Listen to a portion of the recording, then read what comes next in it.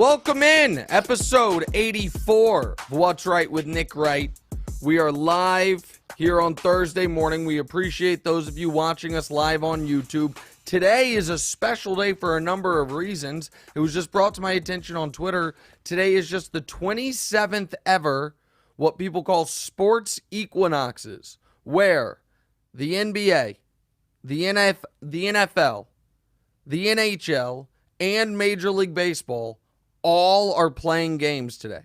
All four major American pro sports have games today. We have playoff baseball this evening. We have an NFL game this evening. I guess there's hockey games going on. I'm not the one to ask about that. And, of course, two potentially awesome NBA games, as tonight you have the Bucks making their season debut against the Sixers, who did not look good in the opening night of the season, and then the Clippers making their season debut against the Lakers, who also did not look good to open the season. DeMonze and I were at the Nets game yesterday, as we will be staples at, as even though I do not root for that team, it is already a fascinating team and we have season tickets. So we will discuss that shortly in the show, but as we always do, we must start with what we are not discussing on today's show. Here's what did not make the cut. Drama at the NFL owners meetings, drama with Jim Irsay calling out the Dan Snyder, Jerry Jones and Robert Kraft getting into it. Russell Wilson saying he has Wolverine blood, which led to this tweet from DeMonze. Well, there's the tweet. Russell Wilson says he's hoping to play this week. Says he's feeling much better already. Said maybe he's got Wolverine blood. DeMonze then chimes in and tweets to him the following. Different tweet. It was a different tweet. Yeah. My apologies. Russ also tweeted, "For your glory, Jesus." And then DeMonze with a spicy tweet. Jesus isn't going to save you from this one, Russell. Would you like to explain yourself? Yeah, I'm just tired of people bringing Jesus into it when they're just like, if you suck, you suck. Wow. It's like much similar to my friend. I gave him money. He swore up and down he was going to pay me back. And like, it came down to the time and I was like, hey man, I'm really going to question you as a man if you don't give me this money back. Okay. And he's like, oh, it's a good thing only God can judge me. Okay, well, ask God for the money then next time. Okay. Wow. Well, let's go. DeMonze said, there's something I want to say about this tweet. Little did I know he was going to use not only this show and this platform, but the open of it to vaguely threaten someone who owes him money. Wait, wow. No. I mean, listen, the listeners and viewers can view it however they choose. That guy knows I love him. Okay. All right. How much money are we talking about? It was $200. Oh, that's a lot of money. Is it still owed? Yeah, no. He's paid off most of it. Okay. Most All right. of it. Wow, $200 is a lot of money. All right, let's start the show with a team that's got a payroll of nearly $200 million, but you couldn't see it from last night. The Brooklyn Nets. Go ahead, DeMonze. So obviously we went to the Nets Pelicans season opener last night. Yeah. Ben Simmons finally played, but the Nets looked terrible. Yeah. Got blown out. Zion put up 30 in his first game after missing his last season. 25. Zion had 25 in his first game, but go ahead. Okay, sorry about that. Was this a bad sign for the Nets, or is it a good sign for the Pelicans? All right, so there's a lot there. Let's just talk with the Pelicans quickly. It's a great sign for the Pelicans. Of course. The Pelicans are going to be good, and if Zion in his first game in a year is this level, and he's, you would expect him only to get better, Pelicans could be very good. They got some pieces. And they have a move. I'm just going to keep dropping these little breadcrumbs. I think there is, if they want, they're going to give it a lot of time, and maybe Zion and Brandon Ingram are going to be a great duo. If they end up wanting to shift some things around, Brandon Ingram's a hell of a piece. It's a hell of a piece on a good contract, and it's on a max contract, but it's the rookie max. He's young. So the key for the Pelicans is Zion going to be the guy he's been for his 85-game NBA career, which is one of the most efficient, high-volume scorers in NBA history. That's what he's been through 85 games. He showed you again. I mean, last night he was 50% from the field, and that's actually a downgrade from where he'd been. It was first game back. He looked awesome. He's flying around the court. He also got 4 steals. Okay. So that's the good. But that's not the most interesting. The most interesting is the Nets. hard to count all the issues on one hand, guys. So Durant's awesome. Of course. I mean, Durant had an easy 30. And you know what? I shouldn't say easy because nothing's easy with them because they don't run an offense. But he had 30. He had, I think, 4 or 5 blocks as well. He did his job. But every other concern you have about the Nets reared its head. They still, we are in what, year 3 of the Nash era, appear to have no interest in playing defense. This despite the fact that Kyrie Irving, more on him in a moment, said he wants to win Defensive Player of the Year. Okay? Said that. Their defense stinks. They don't have any front court depth. They just don't. It's Durant, Claxton, and some guys. Everyone's like, oh, they traded for Royce O'Neal. Who gives a damn they traded for Royce O'Neal? But the real issues are, of course, their starting backcourt. So you have Kyrie Irving, who submarined their season last year, who gave, the interviews he's giving are so weird. He talked about how, he talked to Shams and talked about how, he has respect for the Celtics and the history, and, he wished he had handled things differently when he was there.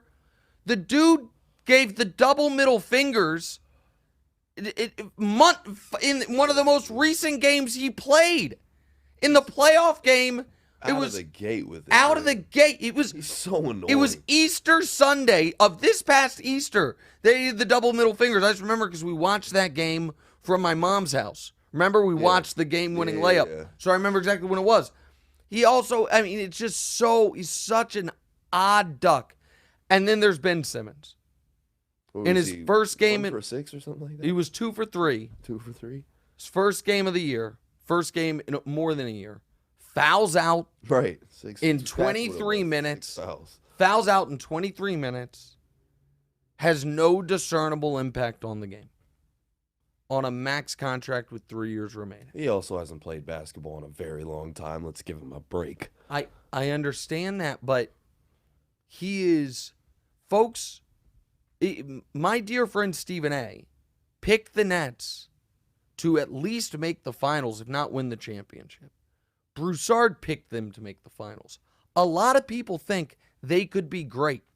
It is the same old Nets, but now they have added Ben Simmons, one of the least reliable max players in NBA history, to go alongside Kyrie Irving, one of the other least reliable max players in NBA history.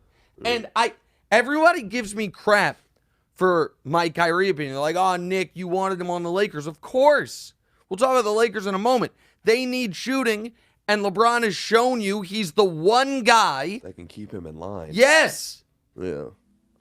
But the Kyrie Irving legend so far outstrips the Kyrie Irving production.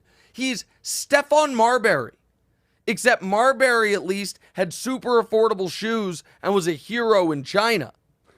Instead of affordable shoes and being a hero in the Asian markets, Kyrie Irving's got conspiracy theories and is a hero to some of the dumbest people on the internet. Kyrie's talking about wanting, but when they sit down with Shams, he wants to win all the hardware, Defensive Player of the Year, MVP.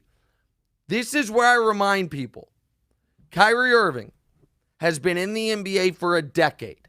Every year, 5 people get every year, way more than 5 people get MVP votes, but there are 100 voters. They all submit 5 names.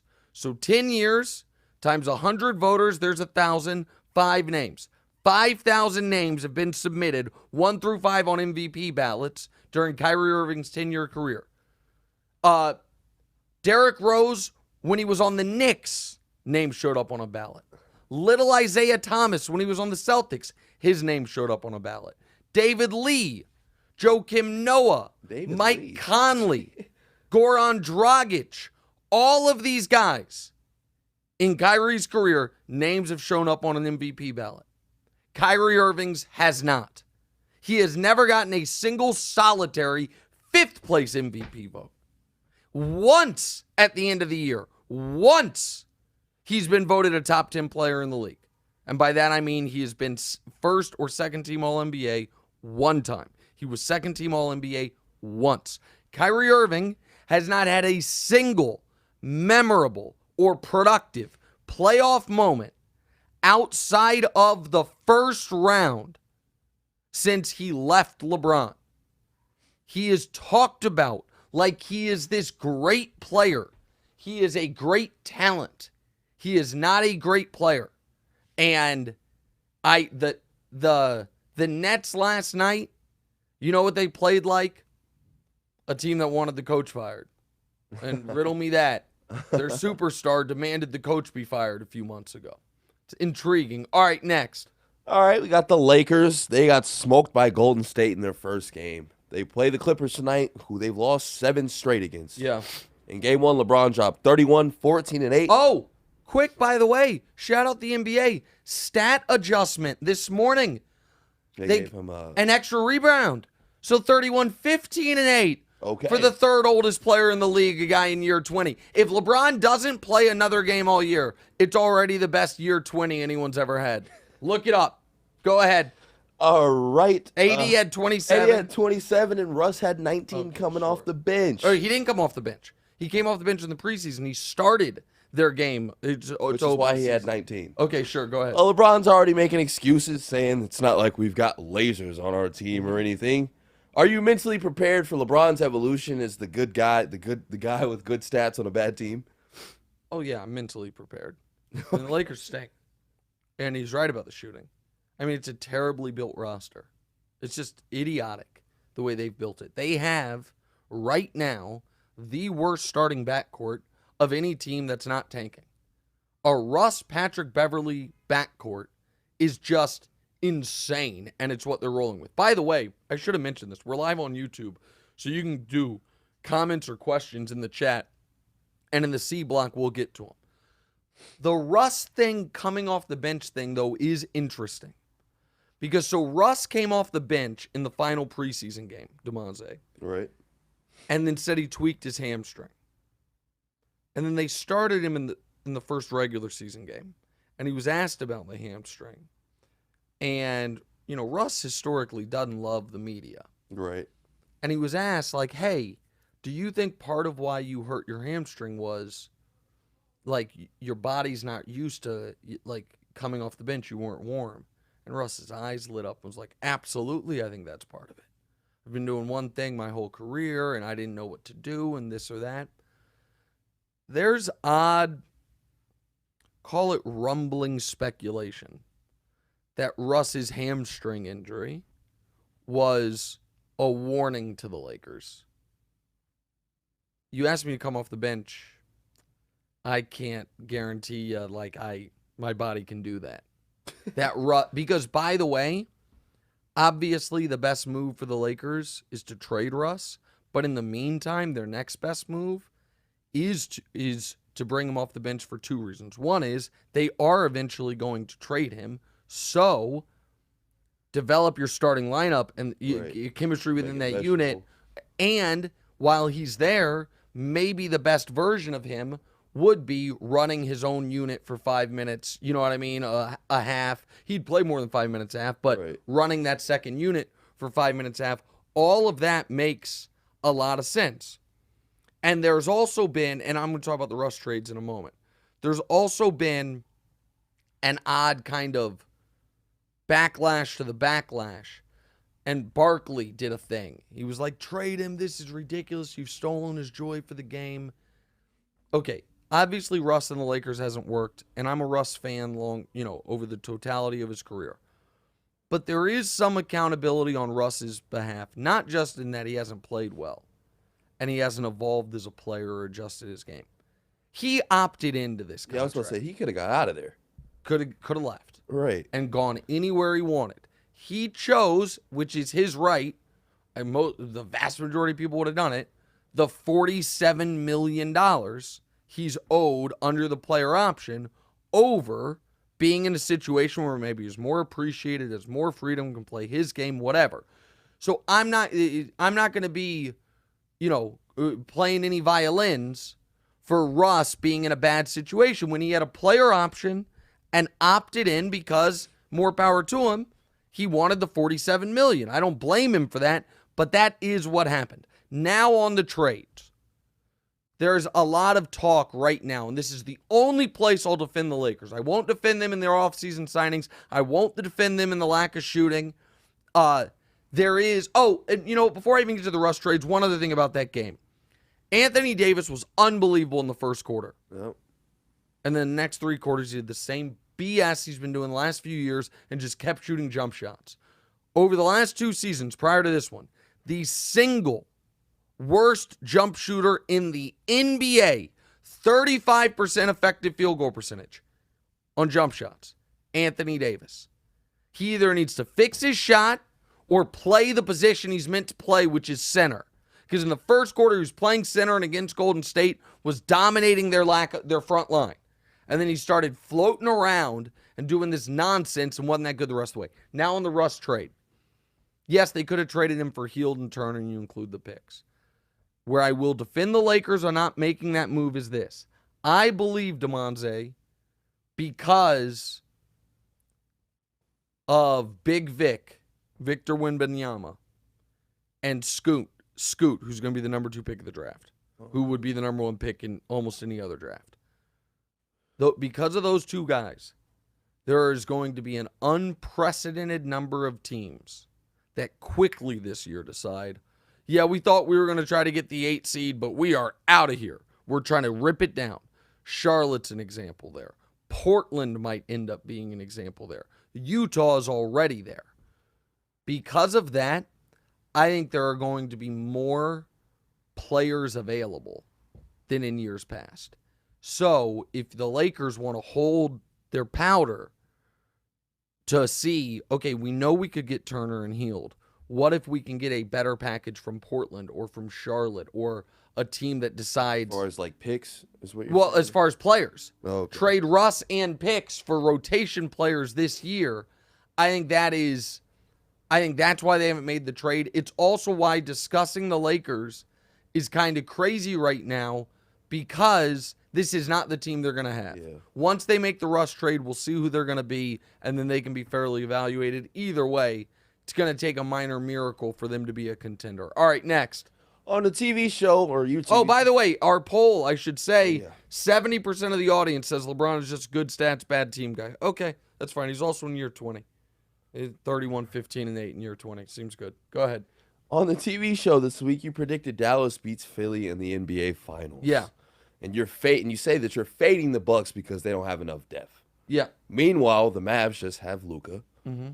And they also blew a 22-point lead last night. But they had a 22-point lead. You got to think about it like that on Phoenix. But they blew it, like the Ravens. Are you blinded by Game 7 Luka last year against Phoenix or what? What's going on? Okay.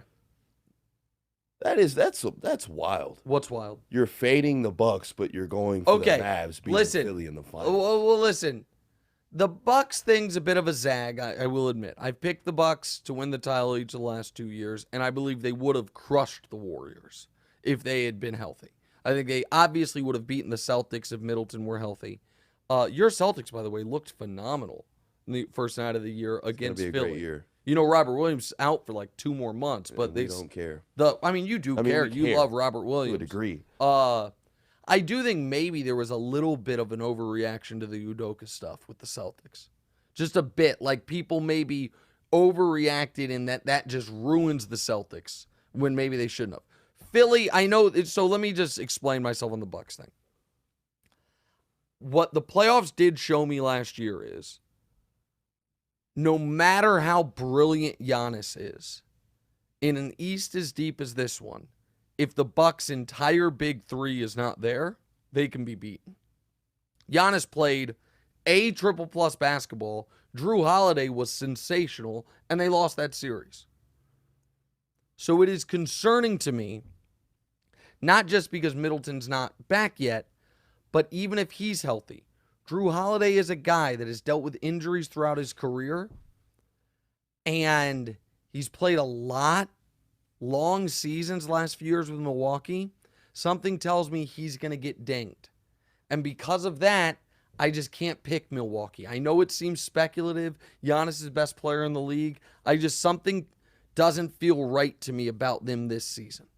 So I'm taking that piece. I'm taking off the chessboard.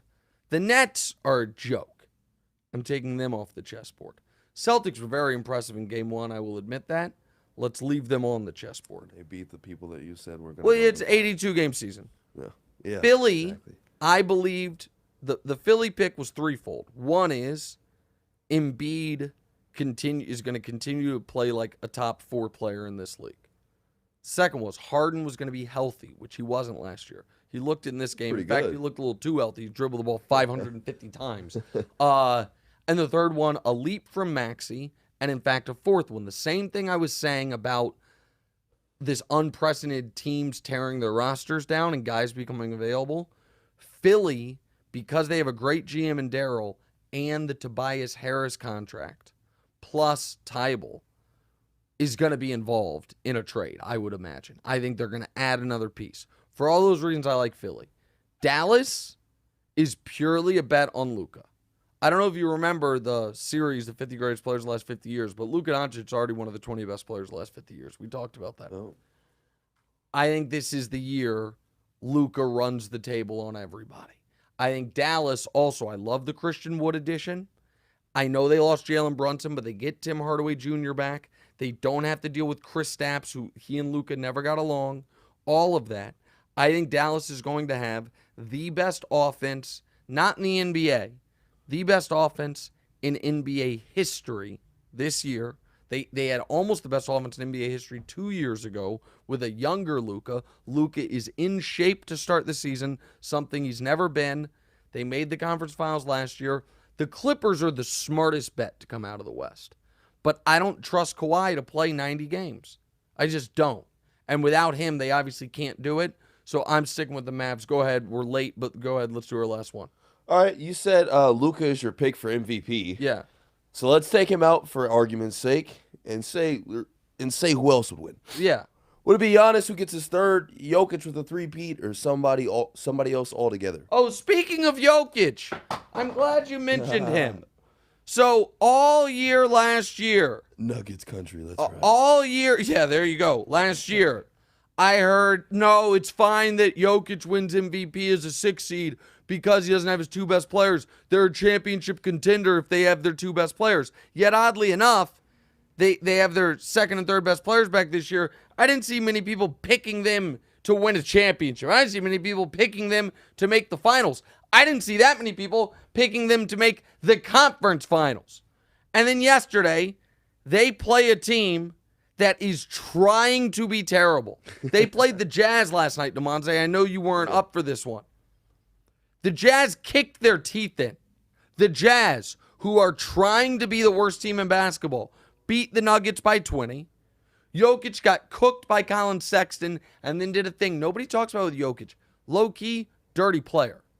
He's gotten kicked out of a playoff game for a dirty play. Remember, he shoved Markieff Morris when he wasn't looking. Markieff Morris missed months. I don't know if that was exactly a dirty play. Which one? Not the one with Markieff Morris. When he pushed him? Markieff Morris wasn't looking. Gave him whiplash. He missed 4 months. Yeah, but... And then yesterday... Action and reaction. Okay, yesterday, Colin Sexton cooked him, so Jokic ran down the floor, knocked him over. Neither here nor there. Point is, Nuggets lost by 20 to the Jazz. Jokic is not winning a 3rd straight MVP. The only guys to win 3 straight are Wilt, Russell, and Bird. He's not winning a 3rd straight. 3 guys got a lot, or 4 guys Giannis is, I think, an interesting and probably good bet. We talked about this before. What? Oh, go ahead. I'm not going to say LeBron. No, I didn't think you were going to say LeBron. Who did you think I was going to say? Jason Tatum. Oh, Tatum's an interesting bet. Tatum did have 35. I wasn't thinking about Tatum. Watch out for that man. Bet.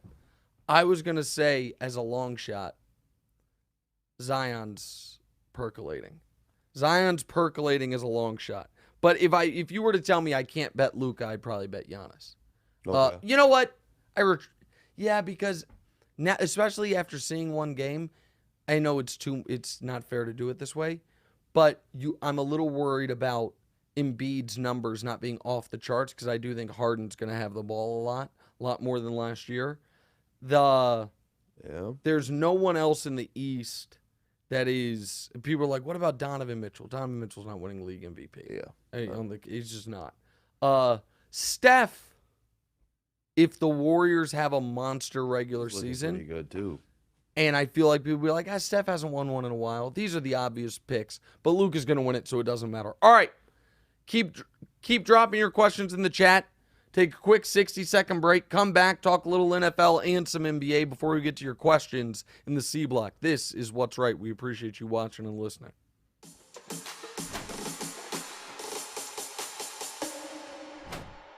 Welcome back in. What's Right? Nick Wright with DeMonze. By the way, I've always told you guys to subscribe on YouTube. If you're watching right now live, you're probably already subscribed on YouTube.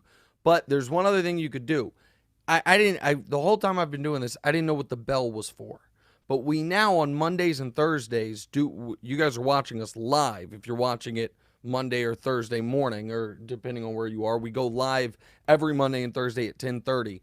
If you hit the bell, click it right now while you're watching, you'll get an alert when we go live. I didn't know that's what the bell did. Evidently, that is what the bell did. That way, you can be a part of the show, not just by watching us do it live, but also by participating in the polls and the chats and the things that we do. If you're watching this or listening to this after the fact, don't worry about it, but you can always subscribe on YouTube and watch it live in the future. All right, we got a game coming up in a moment, but first, we got to talk a little Thursday Night Football. DeMonze, go right ahead. Yes, sir. The Cardinals take on the Saints at home tonight. Yep. Arizona's been terrible, but they're one game away from first in the NFC West. Yeah, I mean, the NFC West's been a disaster. And they traded for goated Robbie Anderson after his outburst. Why is he goated? He's not. I think that was sarcasm. Oh, okay. That's fine. I didn't know. Because Robbie Anderson's a clown. Yeah, I clearly He's a know. Clown, I definitely beat. Years ago, DeMonze, when he was on the Jets, he came to First Things First and did an interview in studio. Oh, that's awesome. And it's not all what else. He brought his mom. His mom was there and was like on this, was trying to get on this. No, but was like, it was weird. Maybe I shouldn't have told this that is story. This is off. Yeah. Maybe I shouldn't have told that story now that I thought about it. I mean, you didn't go far with it. It was just, I mean, and the thing he did, I don't blame a guy for wanting to get out of Carolina. He has just made some reckless decisions. There's an odd police body cam video of him from years ago. So of course Arizona goes and gets him. Arizona, which spends draft picks on wide receivers. The DeAndre Hopkins trade obviously was a great one, but then they trade a first-round pick for Hollywood Brown. Don't get it. Right. Now they trade a pick for Robbie Anderson. I just don't get it. But go ahead. Yeah. So hopefully he fixes it or something. Cliff Kingsbury is the favorite for the coach. Next coach fired. Exactly. Favorite in Vegas for next coach to be fired. Clearly they haven't seen Nathaniel Hackett. Can DeAndre Hopkins come in and save the season, or could we see a new coach by next week? If they were smart, they'd fire Kingsbury. Okay. Now, I've been on this for years. Yeah, clearly. I mean, Kingsbury, again, had Patrick Mahomes in the Big 12 at Texas Tech and never could win 8 games. I mean, the guy got fired at his alma mater where he was a legendary player and then parlayed that into a head coaching job in the NFL. He's never been good, ever. He is, however, not their biggest problem. Kyler. We got to have a Kyler Murray conversation. Right. This team has scored, I think, 5 first quarter points, like 2 on a safety. Maybe that's wrong. They have the Cardinals. I'm just going to look it up right now. I'm going to go through it. As far as, and I think we did this last week as well, but they played tonight, and it's just been awful, their offense. In the Kansas City game, they scored 0 points in the first quarter. In the Raider game, they scored 0 points in the first quarter. In the Rams game, pardon me, I just skipped one.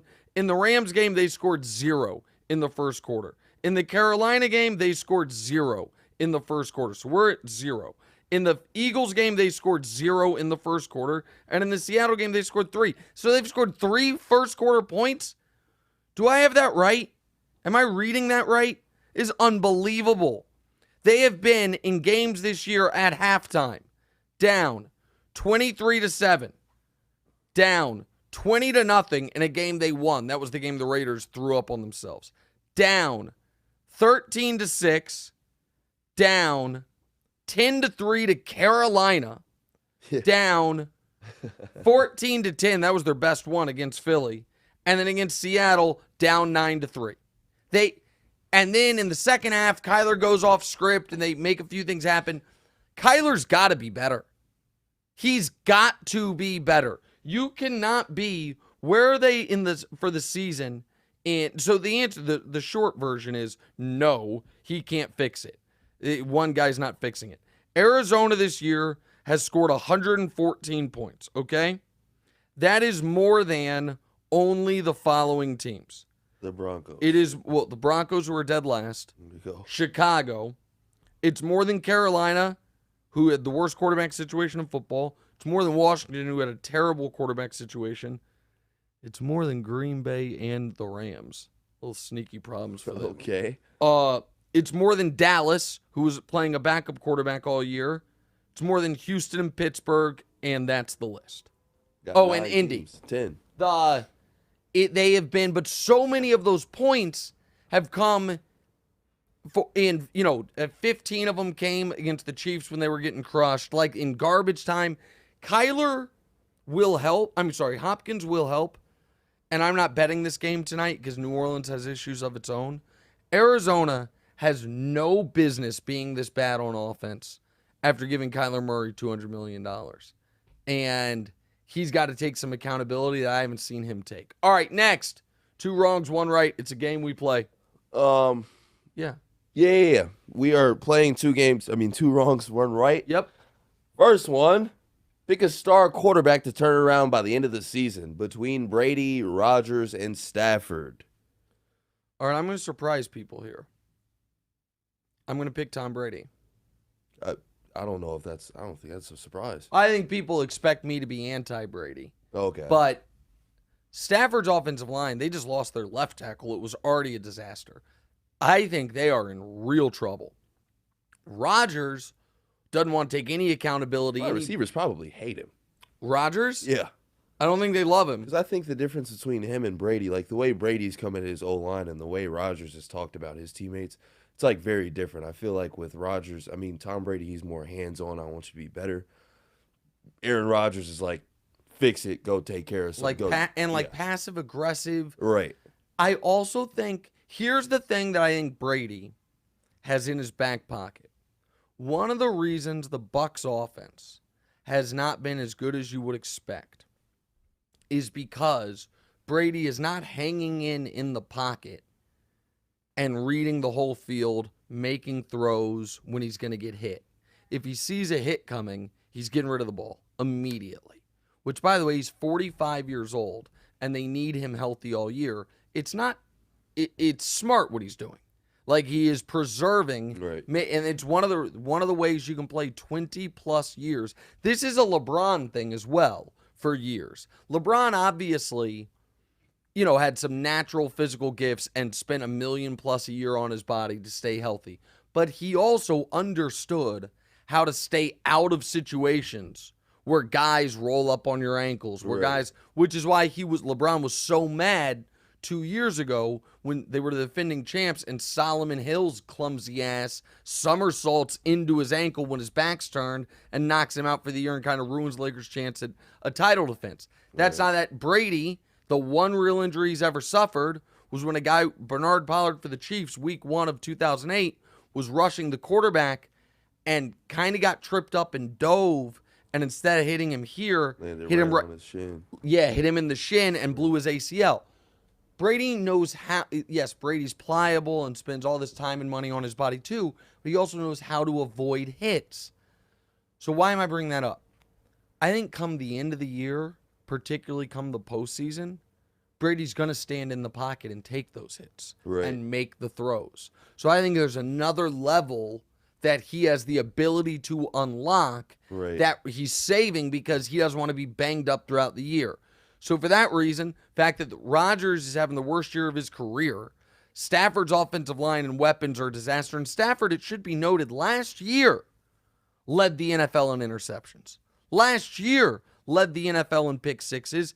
even though they won the Super Bowl. So it's not shocking that, is he leading the league in interceptions this year? I think he is. Yeah, he has 8. It's not shocking that he's leading the league in interceptions again. He's a high interception guy, so my answer is Brady. Next. All right, which surprise team off to a hot start will make the playoffs between the Jets, Giants, and the Seahawks? All right, with respect to the Jets, who are a great story, I love their defense. Not only how well it's playing, but the personalities on it. Quinnen Williams is that, you haven't seen this video, right after he was drafted. He was 3rd pick of the draft a few years ago. Big kid from Alabama. Sneezed. Yeah, you've seen it, and blessed himself. I like him. You know, his brother is on the team. I didn't know His I don't know if it's his younger or older brother, but Quincy. It's Quinnen and Quincy Williams. They're on the team. Dope. Sauce Gardner is awesome. Right. The problem for the Jets is twofold. One is the AFC is so much better than the NFC, and the other is after this game against Denver, which they could win. They also, I think, are probably going to lose, but they could win. Home for New England, that's no walk in the park. Home for Buffalo, then a bye week. Then at New England, then home for Chicago, okay. At Minnesota, at Buffalo, home for Detroit, home for the Prince that was promised, then all the way across the country at Seattle, then at Miami in the final week of the year. It's a brutal remaining schedule, so I'm going to cross the Jets off.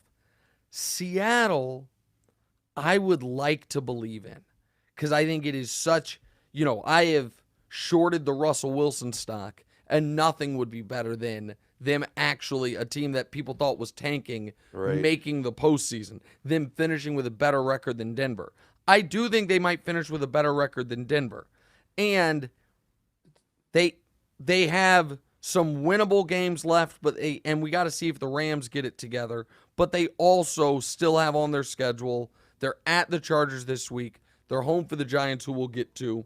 They still have at Tampa, at Kansas City, 2 games against the Rams, I mentioned, home for San Francisco. I think Seattle could have a really good year, not make the playoffs. The Giants, on the other hand, right now, Vegas has the Cowboys as minus 800 to make the playoffs. Risk 800 to win 100, and the Cowboys making the playoffs. And the Giants only minus 190. I disagree with that. I think the Giants, even if they lose their next 2 games, which they could, at Jacksonville and at Seattle, they then get a bye, and they have on their schedule home for Houston, home for Detroit, 2 more against Washington, and a home game against Indy.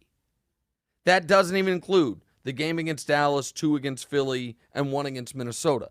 Even if they lose to Jacksonville and Seattle, they can get to 10 wins without beating one good team.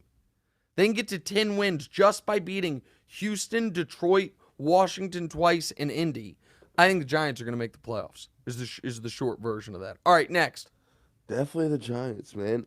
Your preseason Super Bowl prediction was Kansas City, San Francisco. They play this weekend. What do you want to change? Chiefs and AFC, 49ers and NFC. Let it ride. All right, real quick before I answer that, we did get a comment in the chat. King of Fedoras said the Giants, if they can get a wide receiver at the deadline, defense is good, running game is great. They just need to get a wide receiver to help make things easier for Jones. Yeah, I mean, listen, the Kenny Golladay signing is one of the worst signings in the last couple of years in the NFL. Kadarius Toney hasn't been the guy or healthy enough to be the guy they wanted him to be. If the Odell Giants back to the city?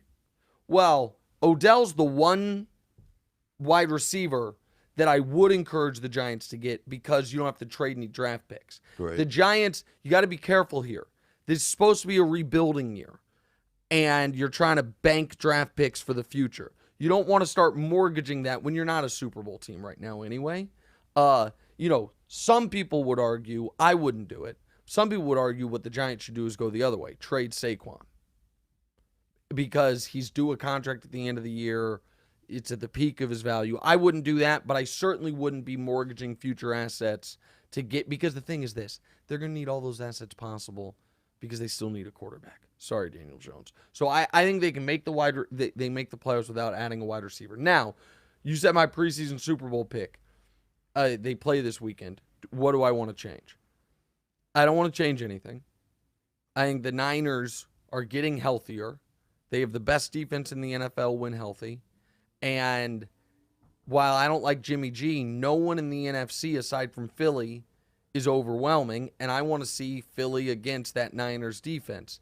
If you were to tell me the Niners aren't going to make it, I think I'd sneaky pick Tampa. And in part, that's because my buddy who you know real well, Laszlo. Yeah. This was his pick at the beginning of the year, and I kind of dismissed it. He said Chiefs over Bucks in the Super Bowl, and his whole argument behind it was, like, the storyline of Brady's final game. Mahomes finally gets him in the novelty. Yeah, Brady's final game. Mahomes finally gets him in the playoffs, and it's the official handoff from the greatest ever to the potentially next greatest. I'm not. Listen, despite losing to the Bills, we talked about on Monday, I'm sticking with the Chiefs in the AFC. And I think the Niners, despite that terrible loss this weekend to the Falcons, they were so banged up. You can't dismiss it, but it's not that concerning. And the thing the Niners have going for them is that division, nobody's better than 3-3. So even though they've had a rough start, they're still tied for first in the division. All right, next. A couple more NBA questions. Last year, Ja Morant took the leap to superstardom.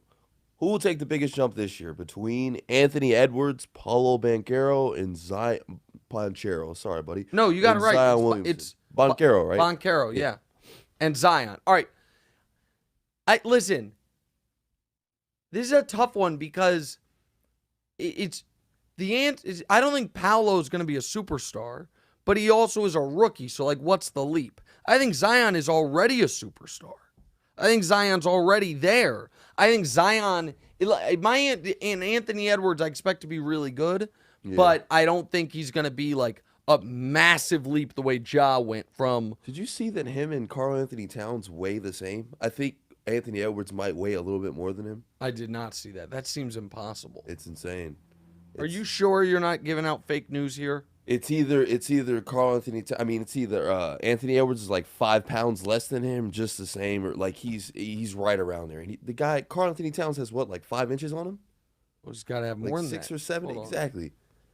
All right, the Sports Rush says, and it's on Reddit, 7-foot Karl Anthony Towns is listed at a lower weight than 6'4" Anthony Edwards. Yep. So, yeah, I mean, Edwards is a solid dude. He's a real. Karl Anthony Towns is listed at 238. Anthony Edwards is listed at 239. I'm going to say Karl Anthony Towns weighs more than 238, but it does speak to how solid Anthony Edwards is.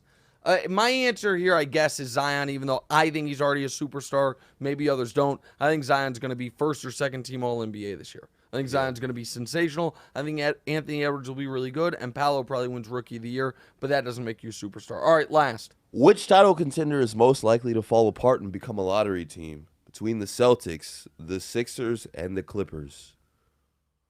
Ooh, I don't think any of these teams are going to be lottery teams. Yep. But the one, if you were to tell me one of them is going to be a lottery team, my answer would be the Clippers. And it's only because they are the biggest injury risk of the three by far.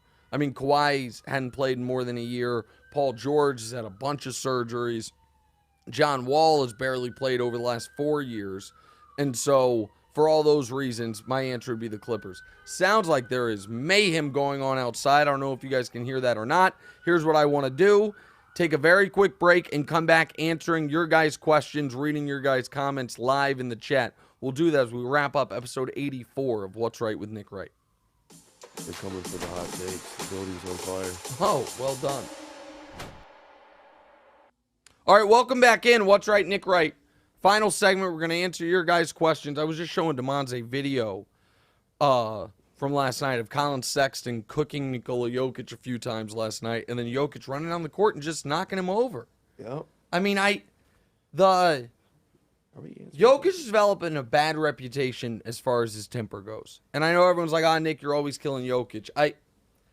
Guy's gotten kicked out of playoff games for dirty plays. He hurt Markieff Morris. I don't love it. I just don't love it. All right, DeMonte, let's read the questions from the fans. Do you have them up, or do you need my computer? Let's do it. All right, go ahead. Will Mahomes end up with more rings than Brady? Hold on. Where's That that is question? not the question. No, that's not the question. On this document No. that I'm looking at right now, folks. Let me get DeMonte, this computer. This is why we had this problem last week. Dude, During the break, give it to me. Yeah, go to my Give it to computer me, you and big open up the dope, news. man. This is the same thing that happened last week. Now my dream's coming true. I had a dream that I got in a big argument with DeMonte during a live show because he screwed up, and then I was mad at him all day in real life, and I didn't know why I was mad at him. This is the one you need to be working off of, the live DeMonte script. That one there, read those questions, you big doofus. Not your edited doc. There we go. Sorry, listeners. You see this? So annoying. I'm going to show you what was going on. Okay, you show me. No problem. But read the question. Omer from Israel asks, Yeah. he says, love your show in the pod. Question is, Mac Jones, the Patriots starting quarterback by the end of the year? If not, is this his last year in the league? All right, definitely not Mac Jones last year in the league. Okay. I mean, listen, he's proven enough that I think he's a fringe starting quarterback or a really good backup quarterback. I am not certain he's going to remain the Patriots starting quarterback. Zappy's been excellent. And Mac got hurt. There's a lot of rumors about Mac, the way the Patriots wanted Mac to get surgery. He didn't want to get it. Zappy's been great. They're winning. So listen, and Belichick has not just come out and been like, Mac's our starting quarterback, the way he did for Cam a few years ago when Cam wasn't playing well. So there's no chance Mac's out of the league. Is there a chance he loses his job to Zappy? Absolutely, there's a chance. Go ahead. Next question. Oh, Brandon asks, Nick, what's the book to start off the book club? Oh, that is such a great question. So let me, so this is the book that we're going to start off the book club with.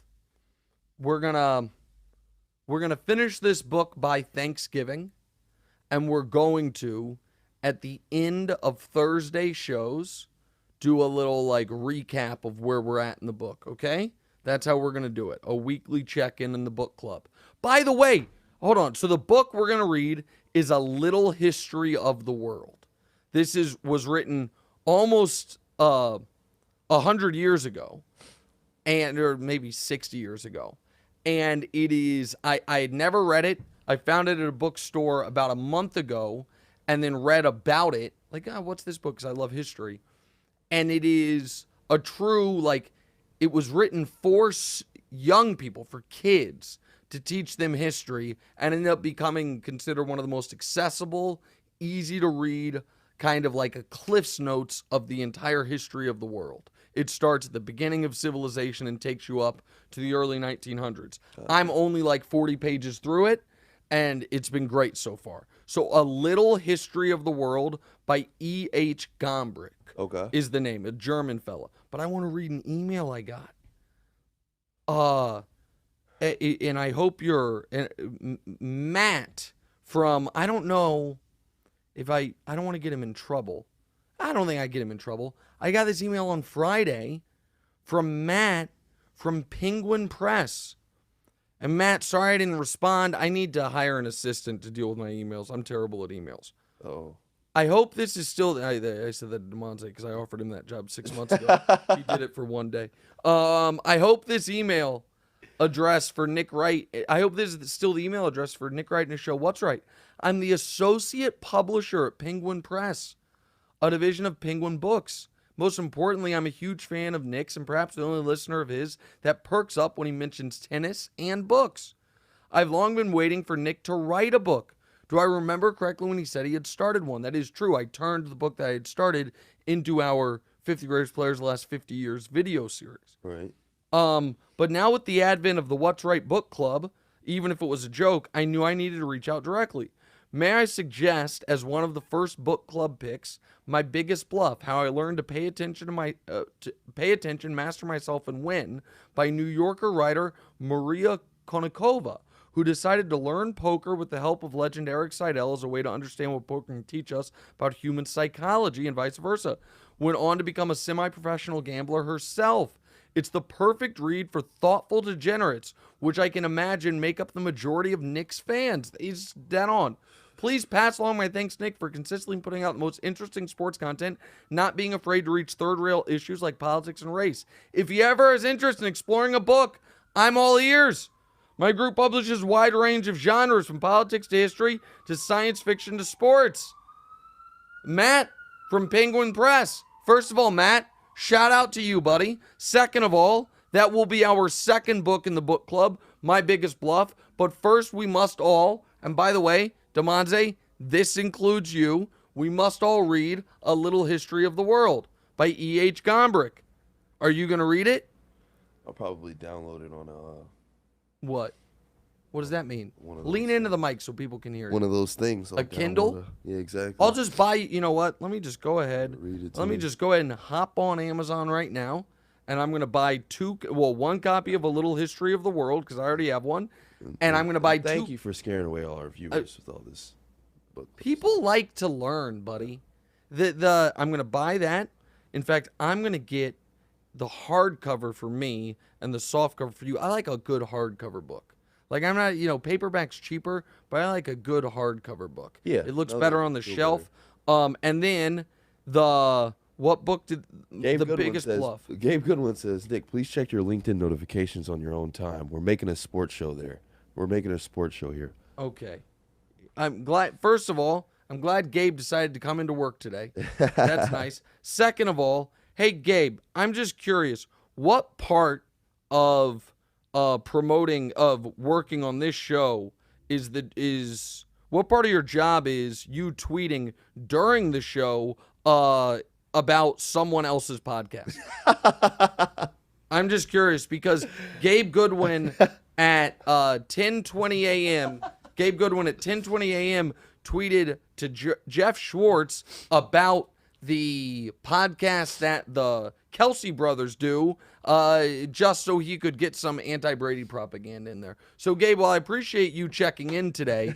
Why don't we stay locked in on, the podcast that's going on right now and leave the content to what's called the talent? If I want to talk books, I'm going to goddamn talk books. Pardon my language. All right, next question in the chat. All right. Nicole says, Nick, been listening since early mornings in Houston. Can you share the story of your first company, Bridgewater LLC, maybe for the gambling show? Oh, wow. So this was great.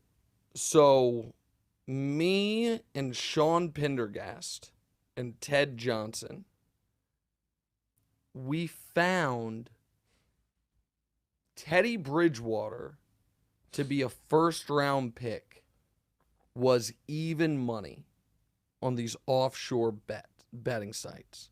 And it was so obvious he was going to be a first-round pick that we pooled our money, multiple accounts, and max bet it. Okay? It was even money, so $1 to $1. And then draft comes along. He's not taken in the top 10. It's like, okay, it's no problem. And then he's not taken in the top 20. Getting a little nervous. And then pick 28, not taken. 29, not taken. 30, not taken. And let me find who these people, who was drafted and who had the picks. This was an unbelievable moment. It was such a good moment. So this is the 2014 NFL draft.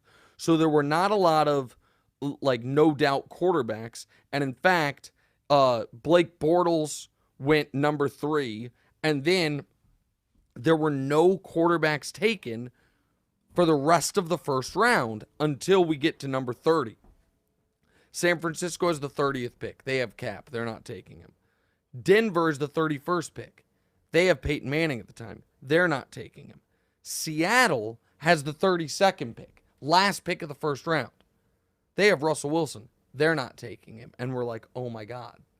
We lost all this money. Right. And then Minnesota trades with Seattle to move up to number 32 to draft Teddy Bridgewater. And it was a great radio bit in the whole nine. So that's That's the story. Dude, on. I'd be high off that for so many days. Oh, it was so great. That's it was amazing. such a rush. On that draft's like 6 hours in round one. Right. We're just waiting for Teddy's name. It was so good. All right, next. Dre Bennett asks, did DeMonte succumb to the pants peer pressure, or is he actually aware of the cold weather? Why don't you answer that? Why are you wearing pants, not shorts today? Dude, because it is cold outside. Okay, so it wasn't peer pressure. It was because it was cold. No. If it were 10 degrees warmer outside, I would have came in some probably just black shorts. Okay. All right, so listen, he's his own man. All right, last one. We got David asks, will you please stop betting on the Jaguars? It pains me. It pains me too, David. Well, gambling show tomorrow.